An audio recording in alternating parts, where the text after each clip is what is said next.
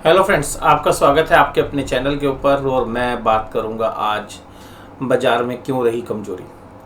अगर हम बाज़ारों के बारे में आपसे चर्चा करें तो देखिएगा, आज एशियन मार्केट्स मोर और लेस पॉजिटिव नोट के साथ जो है क्लोज हुए। लेकिन हमारे बाज़ार जो है खुलते तो बहुत बेहतर तरीके से हैं, ओपनिंग काफ़ी अच्छी होती है, लेकिन हायर लेवल पर सस्टेन नहीं कर पाते हैं।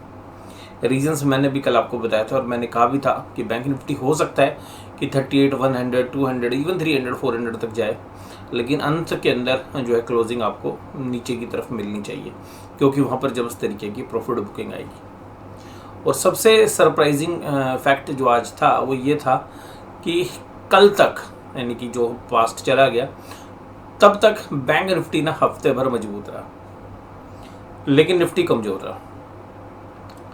आज उल्टा हुआ, निफ्टी तो ठीक रहा, निफ्टी में कमजोरी ज़्यादा नहीं थी, लेकिन आज बैंक निफ्टी कमज़ोर रहा। आप जो निफ्टी में सारी कमजोरी देख रहे हैं, जितने भी पॉइंट्स की कमजोरी देख रहे हैं 54 पॉइंट्स की, ये सारी बैंक निफ्टी या फाइनेंशियल स्टॉक्स की वजह से ही थी। और एक और विशेष बात जो मैंने आपके साथ की थी 4 तारीख को हमने एक वीडियो मार्केट एनालिसिस की थी आपके साथ, और एक वीडियो मैंने उस समय पर की थी जब हीरो जो शेयर है, यानी कि एचडीएफसी और एचडीएफसी बैंक के मर्जर के बारे में थी। तब मैंने आपको कहा था कि ये जो मर्जर है ये एचडीएफसी बैंक के लिए इतना बेहतर हमें नज़र नहीं आ रहा है, और एचडीएफसी बैंक के लिए जो है ये पॉजिटिव नहीं है बल्कि नेगेटिव है। और वो दिन था 4 तारीख का। उसके बाद 5 तारीख से आज हम 13 तारीख की क्लोजिंग देख रहे हैं, और लगातार एचडीएफसी बैंक ने एक नेगेटिव क्लोज दिया है लगातार। और मैंने बहुत कम समय ऐसा देखा है कि एचडीएफसी बैंक जब सारा बाजार ठीक ठाक कर रहा हो और एचडीएफसी बैंक लगातार इतने दिन कमजोरी के साथ काम करे लगातार, मतलब आप रोज अब देखेंगे क्लोजिंग तो आपको समझ में आएगी। अब ऐसा क्यों हुआ, ऐसा देखिएगा मर्जर से ही हमें लग रहा है कि जो डाइल्यूशन होगा वो एचडीएफसी बैंक के शेयर होल्डर्स के लिए होगा, एचडीएफसी लिमिटेड के शेयर होल्डर्स के लिए ज़्यादा नहीं है। लेकिन देखिए, क्योंकि अब एक रेशियो डिफाइन है तो वो शेयर्स के प्राइस तो दोनों के सेम रेशियो में मूव करेंगे। लेकिन अब रिजल्ट से एचडीएफसी बैंक के उम्मीद की जो है किरण आपको देखने के लिए मिलेगी। 16 तारीख को एचडीएफसी बैंक के नतीजे हैं, और Q4 के नतीजे हैं, साथ में एनुअल नतीजे भी आने हैं। तो इन नतीजों में क्या खास होने वाला है वो चर्चा हम करेंगे रिजल्ट एनालिसिस वाले दिन। एचडीएफसी बैंक का रिजल्ट एनालिसिस भी मैं आपके साथ शेयर करूँगा। नॉर्मली 4 दिन की छुट्टी जब होती है और बीच में एक इवेंट, क्योंकि एचडीएफसी बैंक जो है बैंक निफ्टी पे काफ़ी असर डाल सकता है, तो मैं पर्सनल लेवल पर आपके साथ बात करूँ कि मैंने अपनी जो पोजीशंस हैं, ओवरनाइट पोजीशंस, बहुत ही लाइटर नोट के ऊपर जो है रखी हैं बैंक निफ्टी के अंदर स्पेशली। और यहाँ पर एक और सबसे खास बात है कि अगर रिजल्ट ठीक ठाक भी आ गए तो एचडीएफसी बैंक अब एक पुल बैक दे सकता है। और पुल बैक इसलिए देगा क्योंकि इतनी कैंडल्स के बाद एक टेक्निकल पुल बैक भी बनता है, और अगर रिजल्ट में कहीं कुछ उम्मीद हुई तो फिर रिजल्ट्स जो है ऊपर की तरफ आपको खींचते हुए नजर आएंगे। और इंडेक्स का शेयर है तो इंडेक्स की भी एक एडजस्टमेंट जो है, लगातार इतने दिन शेयर गिरने के बाद एक बार टेक्निकल बाउंस बैक आता है। रिजल्ट अगर बहुत ही ख़राब हुए तो बात अलग है, उस केस के अंदर मैं आपको 16 तारीख को जो है रिजल्ट एनालिसिस में बताने की कोशिश करूँगा। लेकिन एचडीएफसी बैंक के जो नतीजे हैं वो काफ़ी इंपॉर्टेंट रहने वाले हैं, क्योंकि जो पूरा फाइनेंशियल स्पेस है वो वहाँ से डायरेक्शन लेगा, और वो एक दिशा भी निर्धारित करेगा कि बैंक निफ्टी किस तरीके से आगे काम करता हुआ नजर आएगा। तो कम से कम अगले 10-15 दिन के लिए तो जो है आपको बाकी बैंकों का भी रिजल्ट किस अनुमान में रहने वाला है वो सब आपको जो है एचडीएफसी बैंक से देखने के लिए मिलना चाहिए। बट मुझे यहाँ पर उससे ज़्यादा ये फंडामेंटल रीज़न के साथ तो पर मुझे ऐसा लगता है, क्योंकि जब 4 तारीख को एचडीएफसी बैंक की और एचडीएफसी लिमिटेड की जो अनाउंसमेंट थी मर्जर की, वो एक सरप्राइजिंग फैक्टर थी, और हाथों हाथ जो है बाजार ने उसको लिया। और सीधी बात ये कि मीडिया के अंदर बड़ा पॉजिटिव था, और शेयर्स ने जिस तरीके से रिएक्शन किया तो ज़्यादातर रिटेल इन्वेस्टर्स या जो इवन एचएनआई इन्वेस्टर्स हैं, सब ने एचडीएफसी बैंक दब के खरीदा।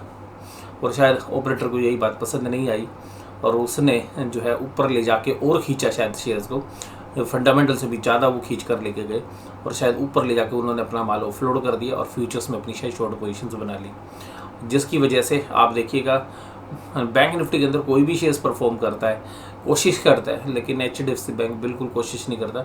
जैसे ऊपर ले जाने की कोशिश होती है, जैसे ही ट्रेडर्स उसको ऊपर लेके जाते हैं, बड़े हैवी वॉल्यूम के साथ सेलिंग में पिछले मंगलवार से देख रहा हूँ, तो आप ये समझ सकते हैं कि ये जो सेलिंग है ये किस वजह से हो रही है।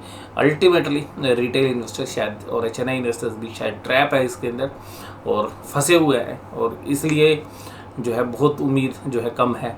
लेकिन ध्यान रखिएगा जब इतने बड़े शॉर्ट बिल्डअप्स हो जाते हैं, तो क्योंकि अब ट्रेडर्स कम्युनिटी में क्या होता है, जब सारे शेयर्स जो है रोज़ कमज़ोर हो रहा है, तो एक ट्रेडर्स की एक कम्युनिटी ऐसी भी होती है जो बहुत बड़ी मात्रा के अंदर जो है सेलिंग जो है शुरू कर देती है। तो ये जो शॉर्ट्स पोजीशंस हैं शायद HDFC बैंक में वो बनी है, तो हो सकता है कि आपको अच्छा रिजल्ट दिया तो एक अच्छी खासी शॉर्ट कवरिंग भी देखने के लिए मिले, जिसकी वजह से मुझे ऐसा लगता है कि जो बैंक निफ्टी के अंदर जो भी मूव्स हैं वो काफ़ी बड़े हो सकते हैं। नीचे की तरफ के भी ऊपर भी रिजल्ट ख़राब है तो बाकी बैंकों के ऊपर भी फिर प्रेशर डाल सकते हो। HDFC बैंक तो देखिए हाई डाउन साइड में, लेकिन अगर रिजल्ट अच्छा है तो एक शॉर्ट कवरिंग जो है HDFC बैंक में आएगी, उसकी वजह से बैंक निफ्टी में एक पॉजिटिव रुझान हो सकता है।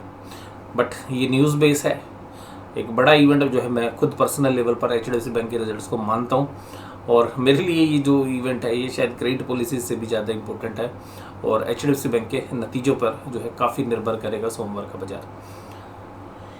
ये मेरे जो व्यूज़ थे ये HDFC बैंक के बारे में थे। इसी तरीके से अगर हम पूरे बैंकिंग स्पेस में भी देखें आज किस तरीके का रुझान रहा, तो आप देखेंगे कि जो HDFC बैंक ने केवल 219 पॉइंट्स की गिरावट थी, और जबकि निफ्टी बैंक 284 पॉइंट्स की गिरावट के साथ क्लोज हुआ। तो इसका मतलब ये है कि सीधा सीधा निफ्टी बैंक के अंदर मेजर करेक्शन HDFC बैंक से ही थी।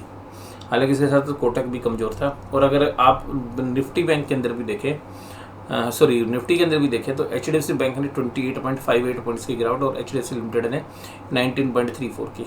अगर इसको आप कैलकुलेट करेंगे तो ये तकरीबन 50 पॉइंट के आसपास की गिरावट बनती है, और हमारा जो निफ्टी 50 है वो 54 पॉइंट्स की गिरावट के साथ काम कर रहा है। तो ये जो न्यूज़ फ्लो की वजह से जो पहले पॉजिटिवनेस आपने सोमवार के दिन देखी, पिछले पास्ट के अंदर जो 4 तारीख को जो सोमवार था उसमें जो आपने तेज़ी देखी, वहाँ पर शायद बड़े प्लेयर्स ने या ऑपरेटर्स आप कह सकते हैं, उन्होंने HDFC बैंक और HDFC लिमिटेड में शायद रिटेल इन्वेस्टर्स को और to the extent of some specifically जो HNI इन्वेस्टर्स हैं उसमें शायद ट्रेड करते हैं, वो भी शायद यहाँ पे ट्रैप होते हुए नजर आए, और जिसकी बदौलत हमें FIIs की भी जो सेलिंग लग रही है, शायद मुझे ये लग रहा है कि शायद FIIs की जो सेलिंग है वो मोर और लेस जो है HDFC ग्रुप के शेयर्स में ही सबसे ज़्यादा हमें देखने के लिए मिल रही है। ये मेरा जो व्यू है ये HDFC बैंक के बारे में है, HDFC ग्रुप के बारे में। तो रिज़ल्ट के ऊपर जो है काफ़ी जो है निर्भर करता है, तो क्योंकि एक शॉर्ट कवरिंग जो है आ सकती है, और क्योंकि पोजीशंस आज वीकली एक्सपायरी भी थी तो वीकली एक्सपायरी में भी सेटल करना था, तो उसमें भी HDFC बैंक की एक अहम भूमिका थी। आगे अगले हफ्ते के अंदर मुझे ऐसा लगता है कि हो सकता है कि ये महीना शायद HDFC बैंक ना चलने पाए, क्योंकि अगर बड़े प्लेयर्स की पोजीशंस हैं, तो रिज़ल्ट के बाद भी हो सकता है कि रिज़ल्ट के बाद एक अच्छा रिएक्शन आए, शॉर्ट कवरिंग भी हो, लेकिन अच्छे रिजल्ट के बावजूद भी HDFC बैंक में सेलिंग हो सकती है। इस बात की मैं मनाही नहीं करूँगा, क्योंकि जिस तरीके का गेम जो है बना है वो मैं आपके साथ शेयर कर रहा हूँ। बाकी चीज़ के बारे में चर्चा जो है अभी मैं आपके साथ करूँगा, जो है अगली वीडियो तक आप इंतज़ार करिएगा। और आपको ये वीडियो कैसी लगी जरूर से जरूर मुझे कमेंट बॉक्स में बताइए। वीडियो देखने के लिए धन्यवाद। Thank you very much.